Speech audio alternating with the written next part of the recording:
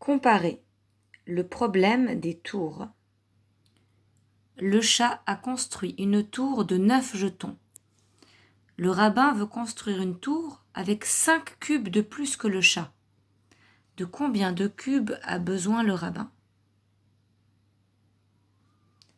Le chat a 9 jetons et le rabbin veut construire une tour qui a 5 cubes de plus que la tour du chat.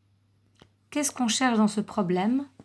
On cherche les cubes que le rabbin veut utiliser pour construire toute sa tour. Le chat en a 9. 1, 2, 3, 4, 5, 6, 7, 8, 9. Le rabbin veut avoir 5 de plus que le chat. Alors, une méthode, c'est de dessiner 4, 5, 6, 7, 8, 9, comme le chat, avec encore 5 de plus. 2, 3, 4, 5. Mais bien sûr, ces 5 en plus, il va les ajouter pour avoir une tour un peu plus haute. Donc, on peut les ajouter. 1, 2, 3, 4, 5. Voici la tour du rabbin. C'est la même que celle du chat, mais avec 1, 2, 3, 4, 5 en plus. Alors, de combien de cubes a besoin le rabbin? Il va falloir me trouver tous les cubes qui ont été utilisés pour faire cette tour. On peut les compter. 1, 2, 3, 4, 5, 6, 7, 8, 9, 10, 11, 12, 13, 14. 14, on peut aussi se dire qu'on commence à compter à partir de 9. La tour du chat avait 9 cubes, on commence à partir de 9 et on ajoute les 5 cubes qui ont été en plus pour le rabbin. Donc il en a 9, 10, on peut écrire 10, 11, 12, 13, 14. Je retrouve, on ne voit pas très bien, mais je retrouve la même réponse.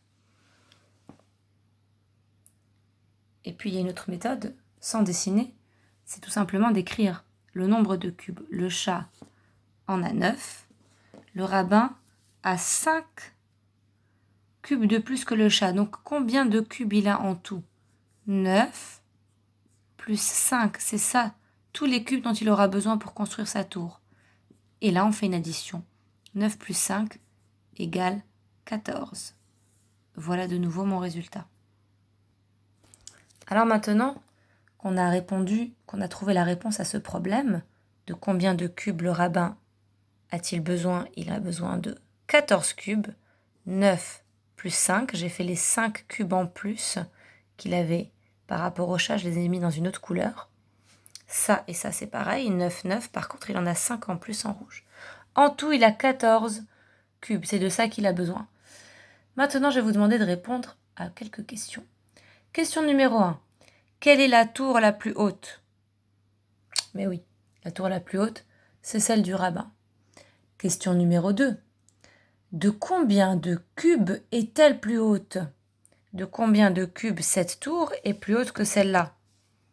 Alors, elles ont exactement la même hauteur si on s'arrête au bleu. Alors, bien sûr, je n'ai pas tout à fait dessiné mes carrés de la même taille, mais elles ont la même taille.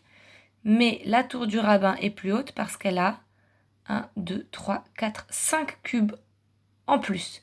Elle est plus haute de 5 cubes. Quelle est la tour la moins haute? C'est ma troisième question. Oui, c'est la tour du chat. Et de combien de cubes est-elle moins haute? Si on pouvait les mettre l'une à côté de l'autre, on voit bien que la tour du chat est plus petite et moins haute de 1, 2, 3, 4, 5 cubes. Donc voilà, grâce à ce problème, vous avez pu me dire, si vous avez répondu aux questions en même temps, quelles étaient les tours qui avaient plus ou moins de cubes. Donc, moins, c'est celle-là. Celle-là en a plus, mais elle en a exactement 5 cubes de plus que la tour du chat.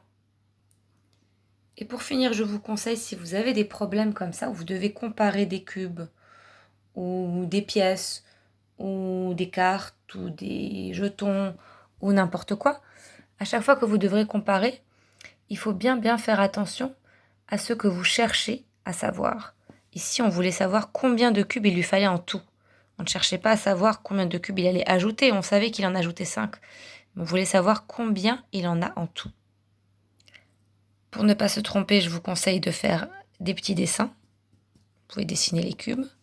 Vous pouvez bien sûr écrire le nombre et ensuite vous pourrez faire votre calcul. Mais faites bien attention parce que 5 cubes de plus, c'est pas du tout pareil que 5 cubes de moins. Le chat a 5 cubes de moins, le rabbin a 5 cubes de plus. Le problème est terminé.